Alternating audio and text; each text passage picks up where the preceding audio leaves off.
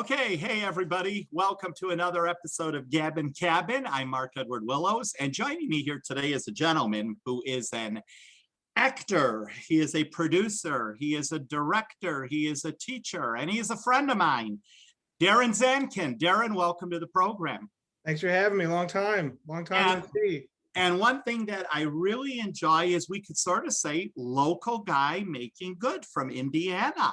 And, you know, out in Indiana, you rarely hear of people getting into the entertainment business. They're all like, wow. And so far you are succeeding and doing very well. Tell me, Darren, how did all of this come about? Is it something at a young age? Where did that bug bite you or when? Oh, so I grew up in a musical household. My dad was in, he was a musician. My sister was in musical theater. And so I just kind of would mosey around with my sister when she would do shows, and people would babysit me while I would, while she was on stage, and I would learn. I was 3 or 4, and I knew all the lyrics to Jesus Christ Superstar when my sister was on stage. And then from there, my sister danced, and then I did dance because I wanted to follow in kind of her footsteps.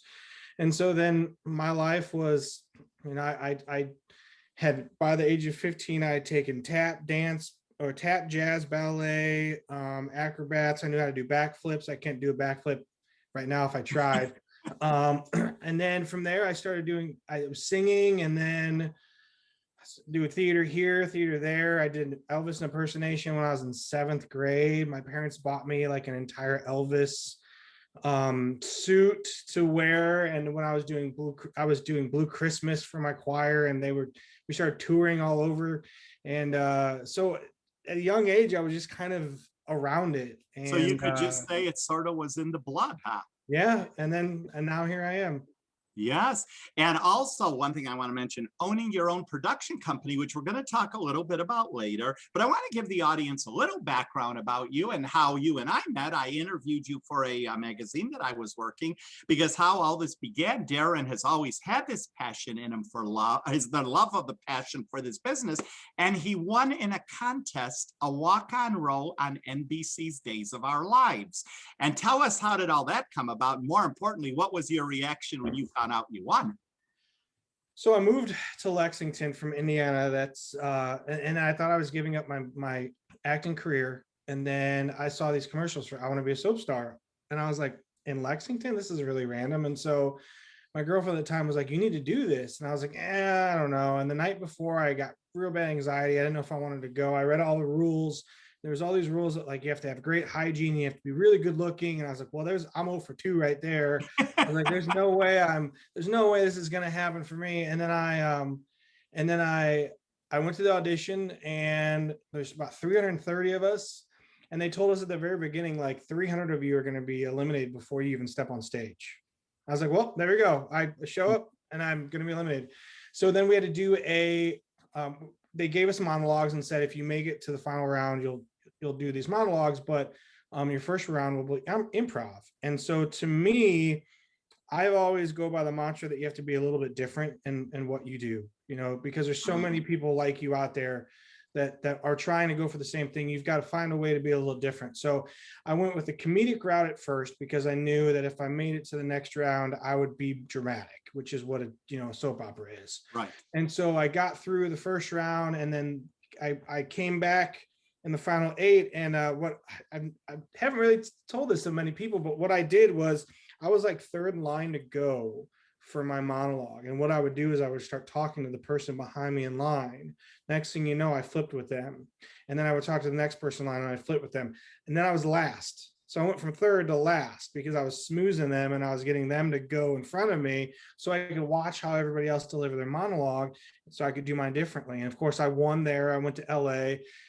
Crazy thing was the role was written for a female named Justine, and all of the winners were females. And so again, I thought to myself, well, this is going to be really hard. I'm competing against all these fantastically wonderful, talented, and beautiful women, and then there's me written for a role for a woman. So we go to LA, it all happens, and it was, there's so many times that you get this opportunity in life, and a lot of people don't get this opportunity, and it's a pinch me opportunity. And I just remember after it was all over, I was standing in my hotel room, and every day we were in LA, it was foggy, so I never got to see the Hollywood sign. Then I get back to my hotel room, and I open up my blinds, and all of a sudden I'm standing right in front of the Hollywood sign. Wow, and reality hit, right? And reality hit, and then my phone rang, and pick up my phone. I was like, "Hi, this is Marnie Ciata from Days of Our Lives. Is this Darren?" I was like, "Yeah, this is." And she was like, "I just wanted to call you to tell you." Well, and backing up, when we got there, they all kind of scared us and said, "Just so you know, you won the contest, but doesn't mean you want to roll. At this point, now you're fighting for a paid job, and if we don't like any of you, we'll just say the heck with you, and we'll just go cast somebody that we believe in." So then we're sitting there going, "Oh, we thought we were shoo-in. We're not a shoo-in anymore." So then we have to bring our game up even more in the audition. So she calls me. I literally open my blinds up. I'm like, "Oh, Hollywood, holy cow, is that what this is like?" Phone rings. I had a prepaid cell phone at the time, and I flip it, I pick it up. She's like, "Hi, this is Marnie from Days of Our Lives." And I was like, and I dropped my phone because I know it's about to happen. And I grab my phone. My girlfriend's in the shower, and then she's like, "I just wanted to let you know that we're casting you on Days of Our Lives." And I scream bloody murder to the point my girlfriend thinks I'm getting murdered, and she's like, "What's going on?" I was like, "Don't worry about it. Just keep doing what you're doing." And she tells me everything, and then I think it was like a blur at that moment. And the funny thing was, I was doing interviews like every day, like every 5 minutes it felt like someone was calling me. And the joke was, I was like, every interview I was like, "Hey, I'm probably gonna have to hang up and buy more minutes on my prepaid cell phone because I'm out of minutes. I'm so broke." I mean, I was a story of like literally like a broke guy going to Hollywood with it was like a typical Hallmark movie. And there I was, and my phone kept running out of minutes, and people were trying to call me to interview me. So once I got my contract from Days, the first thing I did was I bought a real phone. So that's what I was like. I'm gonna buy something real so people can call me on it. So I over the years I have interviewed many of the stars from that show, and you are not the first one that has said that story. I mean, I've spoken to one. I probably won't mention her name, but I mean, she arrived in LA on a moped. That's all she had. She was so embarrassed she used to hide it behind the bushes so the stars don't see how she gets to work. Yeah, I mean, the thing about most people don't realize is, most of the people that get this opportunity, it wasn't handed to you. It wasn't like you were born into royalty. You were, and when I was on Days, I remember a lot of people said, "This is your time." And I was really calm because I kept telling myself, everybody that you're going to act with, they were you at one time. They were working at a grocery store. They were working at a wherever, and they got their break, and they're making a lot more money than you now, but they're humans. Treat them like humans, treat them like they're normal. And if you do that, you'll probably get some respect back. And so when I walked on set, of course, yeah, when I was sitting in my dressing room and I was watching Barack Obama rehearse on Jay Leno, and Keith Urban's band was warming up, and you're watching all of this and you're like, "Wow, how's this?" And all my friends are texting me, and they're at their normal boring jobs, and here I am in LA, on a set of in the iconic church. That's an iconic church scene, and that NBC uses for everything. And so you're sitting there and it's like, wow, how is this happening? But then you got to get over that quickly, because as soon as you walk on set, you got to remind yourself, these are just people like you who are doing really cool things, and you've got to treat them that way. And that's how my attitude has always been. And you also have to realize, and I'm sure you will agree, it is a job, and they are working hard at what they are doing. Doing a daytime drama, I always say every one of those people deserve Emmy Awards. I mean, it is a lot of work that they do on those shows. And you know what? They work for their pay. I mean, like they say, we come up at sun up and go home at sundown. And that is very true. Now, let me ask you, Darren, when you got there, I know Days was shot at NBC at the time you went there. What was your reaction pulling into that lot at NBC and the gates of the security guard? And what must have been going through your mind? Here's this kid from Indiana, cornfields. Yeah, it was every time I wanted to have that like moment of just like, all of a sudden, like we pulled in, I have my own limo, which is crazy, so I'm driving around in a limo. This guy was awesome, like coolest guy ever. every day he was driving. Where do you want to go? I don't know. I've never done this before, so take me wherever you want. Mhm. And so then the first day I go to the set, we pull in, and before I could even allow myself to have a moment, this was 2007, so Barack Obama's about to announce his candidacy for president, Mhm. and he's there, and he's 5 feet from me, and I was like, wait a second, I'm from Indiana, Barack's from Illinois, so it's like we have a geographical, pretty close connection, because us being Northwest Indiana, we're only 35 minutes from Chicago, so I'm like, wow, this is crazy that we geographically live 35 minutes apart, and now we're 5 seconds away from each other. So I roll my window down, and I'm like, Mr. Obama, my name is Darren. You don't know me, but I'm going to be on Days of Our Lives. And he's like, I'm running for president. I'm like, I know, that's so cool. And so like that's a story, Darren. that's the first thing that I experienced when we pull in the gate, and I look over, and there's a lot of security, and I was like, what's happening? Because in my mind, I'm like, oh, it's NBC. So like, who's here? And then I look, I'm like, that's Barack Obama. And the limo driver's like, yes, it is. And I was like, I got to roll can you roll my window down? He's like, absolutely. Rolls my window down. I'm like, Mr. Obama. And now I have, of course, he probably didn't really sign it, but years later, I wrote a letter to him, saying like, hey, we met for like 2 seconds of your life, but you were an inspiration in this world, and blah, blah, blah. And now I have a letter from, when he was in the White House hanging on my office from that 5-second meeting. But that was how it was. And it is it's very fast paced, because I remember back in the day when I was there, and the limo pulled up and Johnny Carson walked out, and I almost fell over. But yeah, when you're in that environment, but don't you agree, if you are in that environment every day, it's just, Darren, it becomes your life. You think nothing of it. Yeah. People see Johnny Carson, hey, Johnny, hey. And you say that to someone on the street, and they're like, what? I'm like, yeah, that's just the way it works. He's there to do a job, and you're there to do what you have to do. Yep. Yeah. That's really, again, you take those small wins, which to me was, they say like 1% of this world gets to act and gets to be on TV or a movie. And so you let that sink in for a little bit. And then, like you said, it's work. You got to go to work. You're putting your shoes on just like they are. And your role you played on Days of Our Lives, I know you worked with James Reynolds, who plays Abe Carver on the show. You were a detective on the show. Just give a little scenario background of what the role is you played.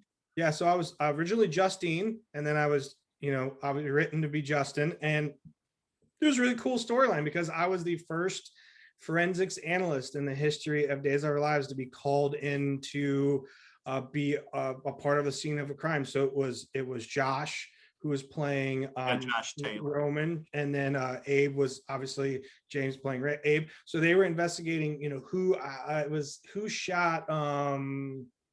I can't remember who was shot. It's hard. Someone gets shot every day on that show. So somebody gets shot, and it was a big deal, because there was a rumor that it was going to be Josh.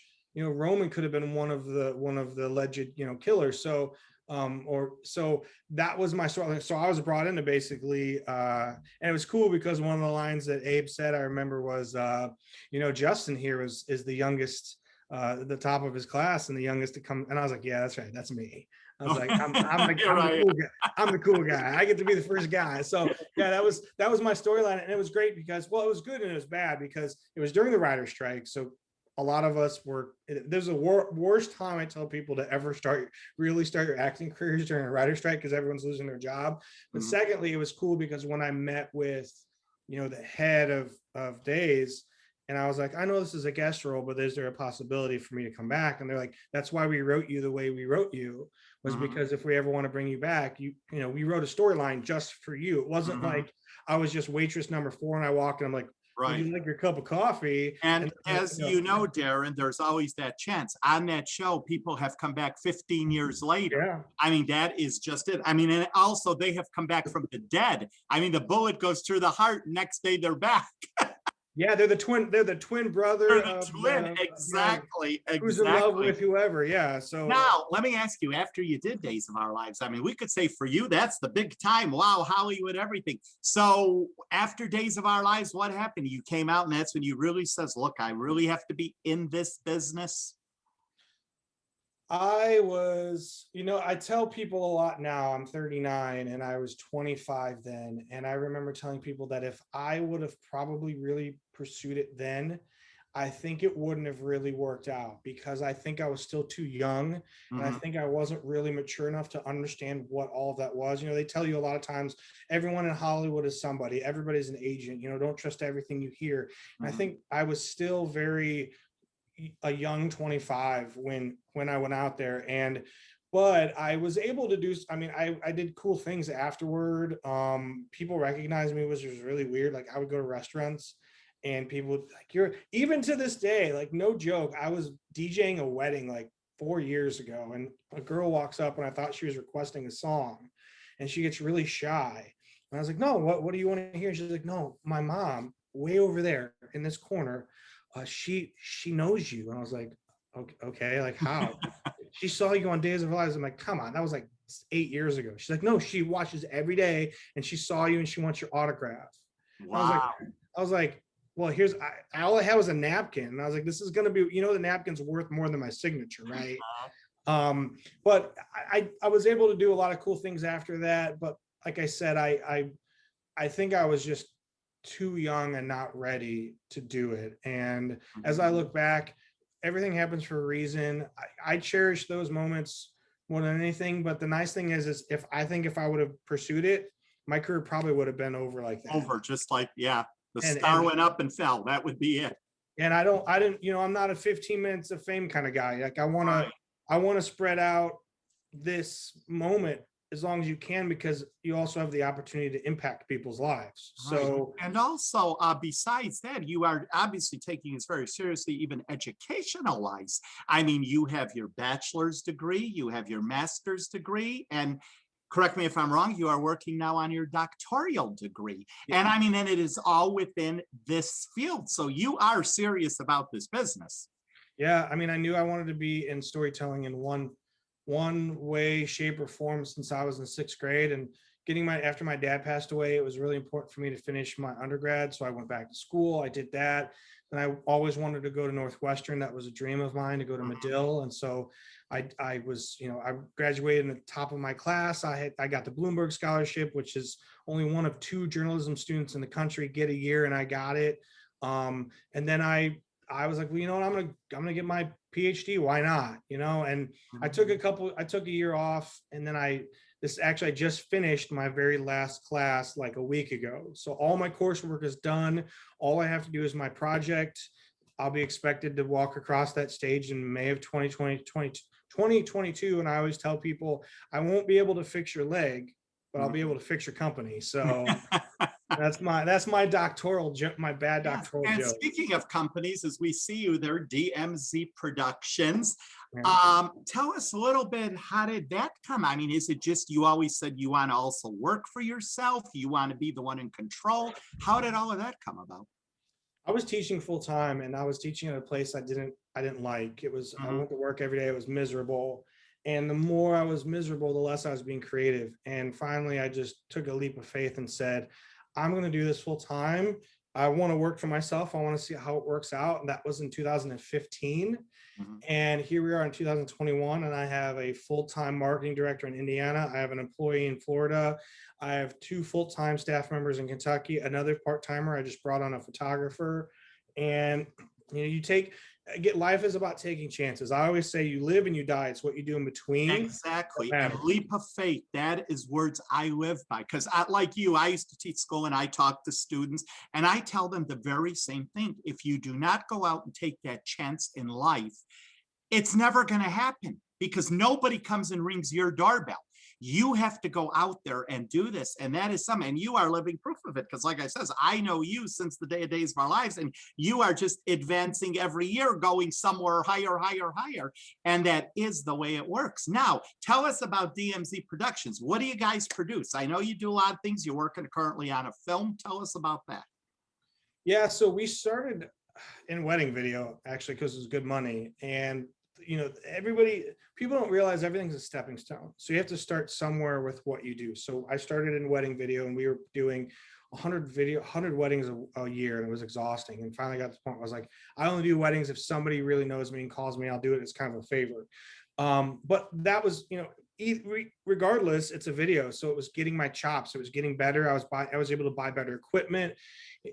I would always invest back into myself. So if I was doing weddings, I was taking that money so I could buy better lenses, so I could buy better cameras, so that I could eventually kind of graduate out of that. And then, like I said, in 2018, I hired Ben full time, and we started doing a lot of corporate work. I always tell people this is a digital age we live in. Everybody's relying on this digital media, and if you're not in the forefront of it, you're going to be left behind. And I knew that because going to Medill, I was seeing it happen. So we do a lot of corporate work, we do a lot of commercial work, we work with restaurants, baseball hitting instructors, nonprofits. We do a lot of commercials for different entities. We've worked with like University of Florida, University of Kentucky, different Campbellsville University. We did a regional Super Bowl commercial a couple of years ago, and then all of that helps lead to the biggest storytelling, which is creating scripts and writing movies and TV. So all of that stuff, I tell people, that backbone that we do, that's allowing me the opportunity to go and do these passion projects, that those will then in turn become bigger. It's almost like my second coming back into Hollywood, and it's kind of interesting because some of the people I'm interacting with now, it's like full circle back in the beginning of my career. So, all of that paved the way for me to be able to do a lot of what I've been working on the last, couple year or two, which is this show and my movie. So. Tell us a little about the documentary you did also, History Alive, which was the building where Dillinger escaped from in Lake County, Indiana, which also is quite interesting for someone that is not from this area. That is also the town where Public or Private Enemies? Public Enemies. Yes, with Johnny Depp was filmed. So tell us a little how that came about. And I'm sure for you, that must have really been going back in history too and enjoying it. It was really neat because when I was in grad school, I had to do a short documentary piece. So I picked a Crown Point jail because I live 6 minutes away from it. And so I went to the jail and I did, a short documentary on Dillinger. I walked his path that he escaped, that he used to escape from the jail. And it was funny because then somebody was like, this jail's haunted. And I was like, I don't know if I believe in that stuff. And they're like, we'll come do a paranormal investigation. So I was like, okay, whatever. So I came into that one night, and then I was standing in one of the cells and I said, later in life, I think I'm going to do a show like this. And then that was 2012. So 2018, when I hired Ben, we were looking at some of that old, really amateur footage that I filmed. And I said, hey, screw it. Let's just stop what we're doing. Let's start working on the show now. And he's like, what do you mean? I was like, let's just go for it. Let's just do it. So we emailed like 40 paranormal teams. We started just kind of researching. And next thing you know, within probably 20 minutes of my email, I had maybe 10, 15 different groups emailing me from across the country. And we just started putting this together. And the really cool thing was Ghost Hunters, which is like the original ghost hunting show. Grant Wilson, who started Ghost Hunters, he actually lived in Richmond, Kentucky, where I live, like 10 minutes from me. So I emailed him, was like, hey, you don't know me, but would you meet with me about this the series that I want to work on? What I thought was going to be a 10-minute coffee turned into a 4-hour lunch. And then we went to dinner that night. And then he was basically consulting with me every week. And he was even in the pilot. He hosted the pilot. Now the show, I always tell people it's not about necessarily chasing ghosts. To me, it's about how does history speak to you? Whether one person believes in the paranormal, that's maybe how history speaks to them. Other people, it may be through the books that your parents and your grandparents, and the stories that they told you. And for others, it might just be through coincidence. Like things happen for a reason. So we'll go in and we'll investigate the actual history. And if it's, for example, Whitehall, which is Cassius Clay, the real Cassius Clay, we'll go in and we'll learn about his family and we'll reenact his entire life with actors. And so we have to learn about history before you can even really dive into how history is actually communicated. And then once that history is really, really done well, then we bring in a paranormal team and we'll investigate, that scenario. And then at the end of the show, we ask the question, is history alive? My job, I always look at it from a journalist angle. There's a lot of journalism that gets a bad name nowadays, but I'm always one of those that's, it's not my job to make you go this way or this way. It's not my job for you to say, for me to say, I think you should vote for, Joe Biden, or you should vote for, Donald Trump. My job is, here's the information, you decide. And then you go to the water cooler the next day at work and you talk to your buddy and you're like, did you watch that show? Well, I don't know if I believe that. And then they're like, well, I believe that. My job is to start conversation. And that's really what that show was about. Was, of course, with the pandemic, we kind of had to put a pause on things, but we had filmed at the Crown Point jail, which was really cool because that was where it all came back and started. We filmed in Kentucky. We've been to Salem, where the witch trials were. We've been in Rhode Island. We've been in Kansas City.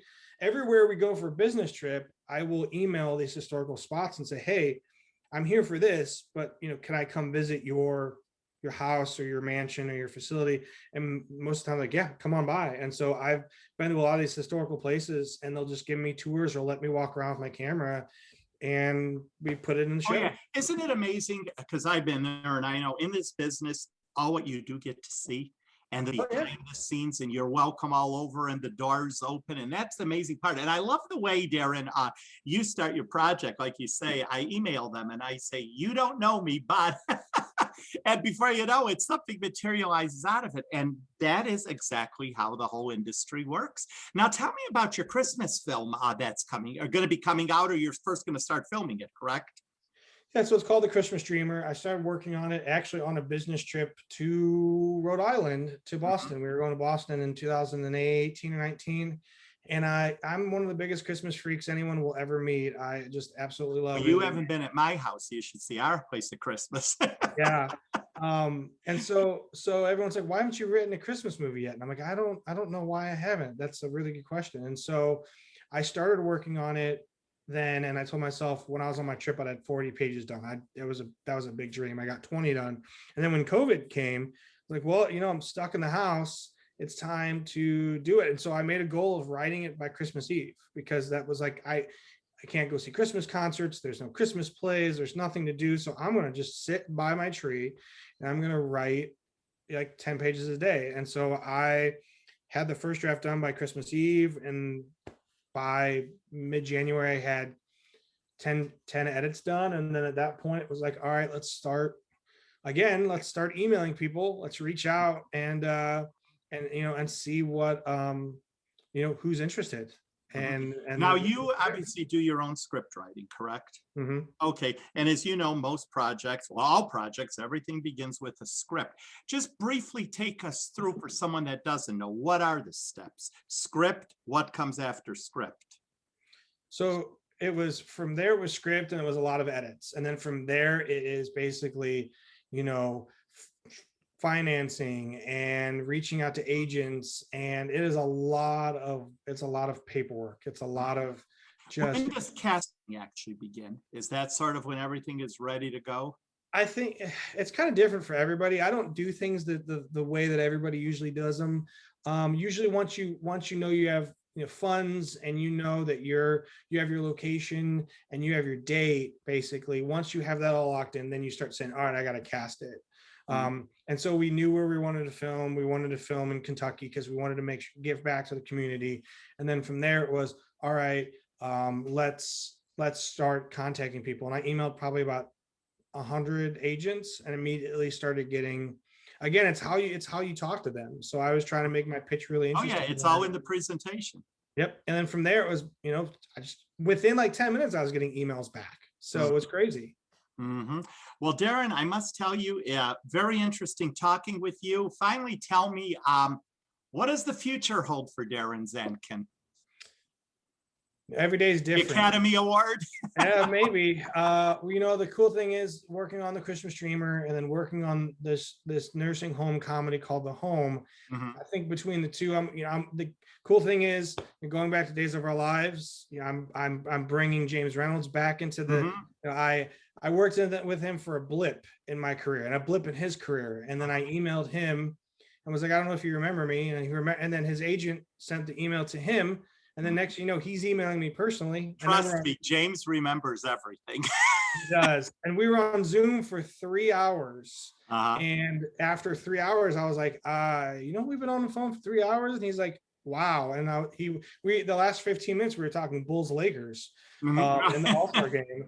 And then when I had, asked him about the movie, the TV show wasn't even on the radar. And then we started talking about my TV show, and I kept plugging it like every 5 minutes in our conversation. Next thing you know, he's like, I'm going to start studying this character for the TV show. And then he was like, who else do you need for either project? And I was like, who do you want? He's like, well, Charles Shaughnessy is a really good friend of mine. I could just give him a call and see if he's interested. And I was like, call whoever you want. I'll take, whatever. So I think the future is just, I want to just do creative stuff. I want to tell stories. I want to involve as many people as I can. I want to, the relationships that they always tell you, the first thing to do when you're creating something is go back to the relationships you've made.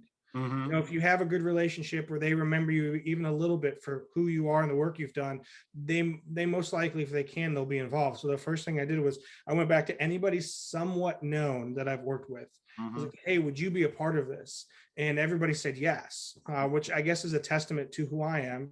And so we're going to start working on the show and filming it in July. We're going to start working on the Christmas movie in October. I have crazy goals and crazy dreams, but again, you only live once. So exactly. And make sure you keep me updated as to the future of all of that, where it is going, because it's very interesting. And Darren, I admire you. Thank you for coming on.